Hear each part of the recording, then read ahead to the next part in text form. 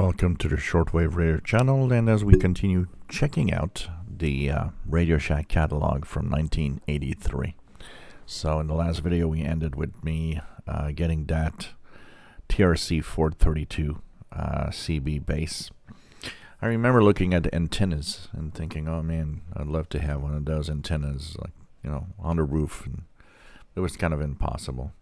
Another thing that I wanted to have that I never did was one of those standing wave meters, because I wanted to be able to see if my antennas, because what I did pretty much with that CB is I made my own antennas with wires and so on. I also remembered this one with sideband that I thought, oh man, that must be so cool to have the one with sideband also. Man, this is so cool. Mobile CBs, and yeah, emergency. What else do we have? These, of course. The Walkie-Talkies were always kind of fun. Looking around at the different models. 3 watts, 2 watts. Those were actually good. I remember I had talkies when I was real young, and they weren't that bad.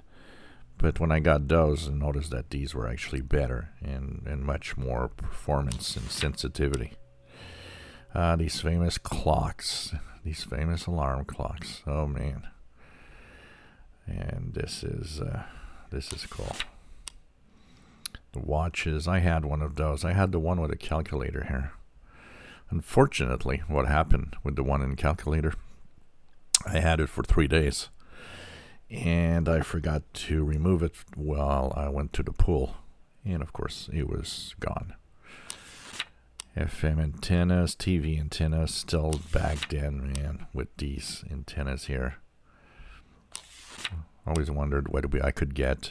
I remember the neighbor on the other side of the street where I lived had one of those big antennas on the roof.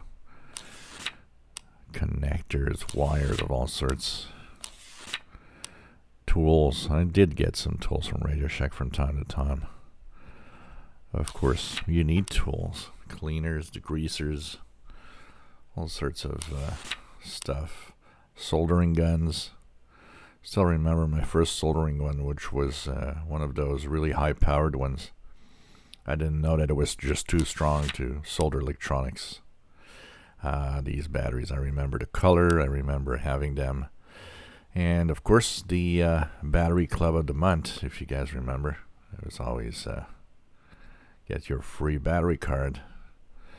Yes, I had that, and a lot of you did.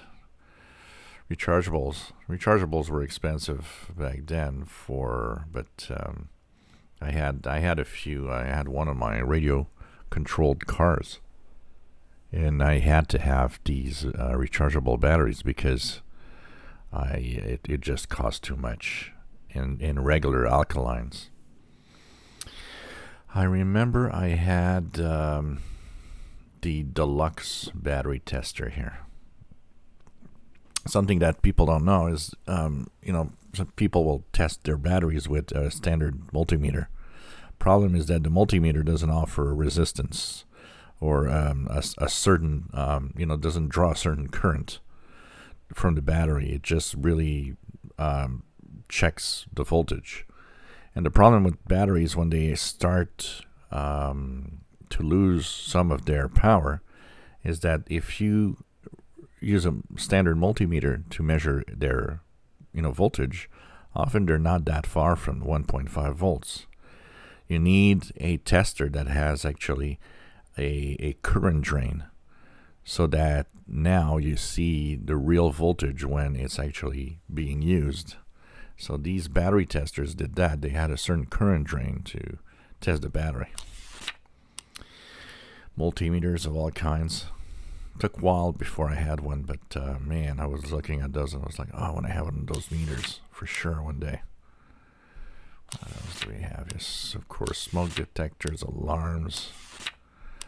Of course, parts. They had quite a lot of parts, but I was lucky because, and even today, I lived really close to a electronics surplus store that had tons and tons of parts.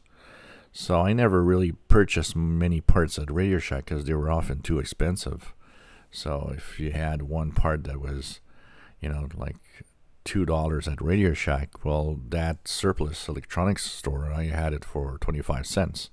And it was the same part. So I never really, just look at, what do we have here? Do we have LEDs? Yeah, here it goes. So let's check it out here. So you see here at the top, if I look at A, which is standard LEDs, look at this. The price, 79 cents. Might look like a cheap price, but the electronics surplus store that I would go to had packs of 10 for $1, which makes it 10 cents each. So to give you an idea that, it wasn't the place I was buying my parts because of the prices. But I did, there were some parts that were not available, and I had to go to Radio Shack to buy them for sure. So there were a few things like that. Switches, transformers. Man, this is kind of cool looking at all of this.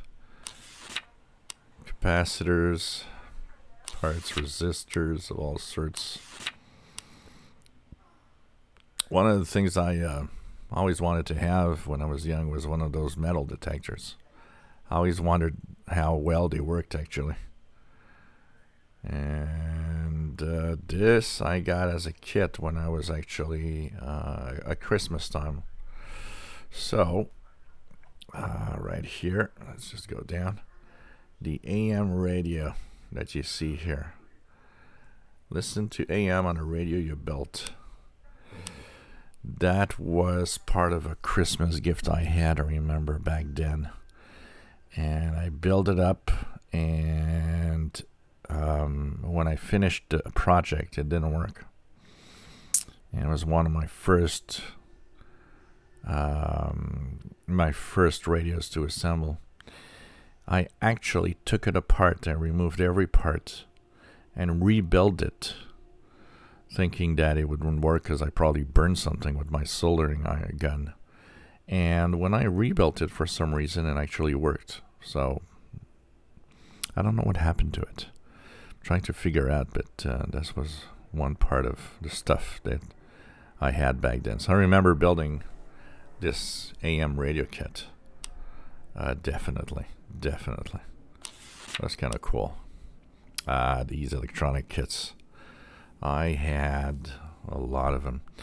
The first kit I ever had from Radio Shack, and I'm going to show you guys, is the solar powered one here. And there's a reason for that. So I had $20 in my pocket. And I went to Radio Shack.